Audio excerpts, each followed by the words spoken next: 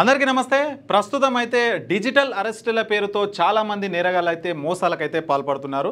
అంటే మనకైతే ఫోన్లు చేస్తారు. ఫోన్లు చేసి డిజిటల్ అరెస్ట్ అయ్యారు, మీరు మీ పైన ఈ కేసు నమోదైంది, ఆ కేసు నమోదైంది అని చెప్పేసి వాళ్ళ నుంచి డబ్బులు అడిగే ప్రయత్నం అయితే చేస్తారు. సో అలాంటి సంఘటనే మనకు హైదరాబాద్లో ఒకటైతే చోటు చేసుకుంది. ఆంధ్రప్రదేశ్కి సంబంధించినటువంటి ఎమ్మెల్యే ఎవరైతే ఉంటారో పుట్టా సుధాకర్ గారికి అయితే ఫోన్ చేశారు కొందరు నేరస్తులు.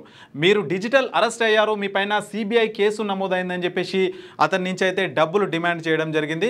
సో వాళ్ళైతే ఏకంగా యూనిఫామ్ వేసుకున్నారు, మరి వీడియో కాల్ అయితే చేసి యూనిఫామ్ వేసుకున్నారు, దానికి సంబంధించినటువంటి సర్టిఫికెట్లు అవన్నీ చూపించారు. సో అవన్నీ చూపించేసరికి ఎమ్మెల్యే నిజంగానే నమ్మారు. సో నమ్మి వాళ్ళకైతే ₹1,00,00,000 వరకు అయితే ఆ నేరస్తులకైతే ఇవ్వడం జరిగింది. సో తర్వాత మరి విషయం తెలుసుకున్నాక నేను మోసపోయినానని తెలుసుకున్న తర్వాత వాళ్ళైతే పోలీసులను అయితే ఆశ్రయించారు. సో ఇలాంటి సంఘటనలు చాలా జరుగుతున్నప్పటికీ మరి ఎందుకు ఇట్లా చేస్తున్నారు అనేది అర్థం కాదు. అంటే డిజిటల్ అరెస్ట్ అనే పేరుతో మనకి ఎప్పుడైనా ఫోన్ కాల్ రాగానే దాన్ని ఒకసారి అయితే క్రాస్ చెకింగ్ చేసుకోవాల్సిన అవసరం అయితే ఖచ్చితంగా అందరికీ ఉంటుంది. మరి ఎవరైతే ఫోన్ చేస్తారో మరి ఎందుకు చేస్తున్నారు ఏంటి అని తెలుసుకోవాల్సిన బాధ్యత కూడా మనందరికైతే ఉంటుంది. మరి ఏకంగా ఎమ్మెల్యేకే ఫోన్ చేసి ఎవరైతే నేరస్తులు ఉంటారో, సైబర్ నేరగాళ్ళు ఉంటారో వాళ్ళైతే మరి డబ్బులు అడగడం జరిగింది. మీ పైన సిబిఐ కేసు నమోదైంది, నాకు డబ్బులు ఇవ్వాలి, లేదంటే మీ పైన అరెస్ట్ వారెంట్ కూడా వాళ్ళైతే ఒక ఫేక్ అరెస్ట్ వారెంట్ కూడా క్రియేట్ చేసి వాళ్ళకైతే పంపడం జరిగింది. సో అది నమ్మిన ఎమ్మెల్యే మరి ₹1,00,00,000 వరకు అయితే డబ్బు అయితే పంపారు.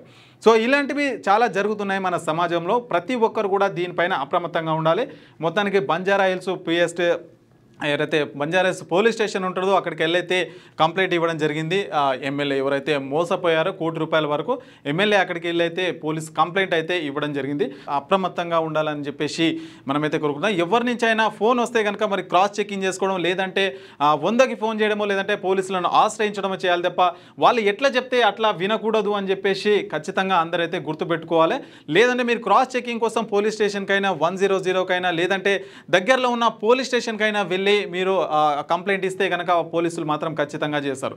సో ఇలాంటి సంఘటనలకు మరి ఎవరైతే ఫోన్ చేస్తారో భయపడకుండా ఖచ్చితంగా దాన్ని ఎక్కడి నుంచి వస్తుంది ఏంటి అని పూర్తిగా తెలుసుకొని అయితే మనం రియాక్ట్ కావాల్సిన అవసరం అయితే ఖచ్చితంగా ఉంటుంది. ప్రస్తుతానికైతే ఆ దుండగుల పైన కేసు నమోదు చేశారు బంజారా హిల్స్ పోలీసులు.